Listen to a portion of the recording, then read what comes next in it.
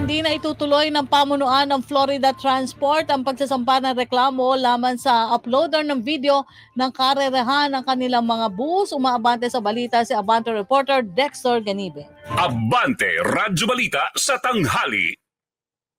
Yes, yan ang kinumpirma ni Senator Rapi Tulfo na yung may-ari na mismo ng Florida Bus na si June Florida ang nagsabi sa programa niyang Rapi Tulfo in Action na wala na silang balak habulin pa ang uploader ng race video. Magugunit ang noong nakaraang linggo kasabay ng pagdinig sa LTFRB sa reklamo laban sa Florida Bus. Binanggit ni Attorney Alexander Berzosa, ang legal counsel ng Florida Bus, na maghahain sila ng kaso laban kay Carlo Carbonell dahil umano sa malisyosong post nito ng mga nagkakararahang bus ng Florida Transport.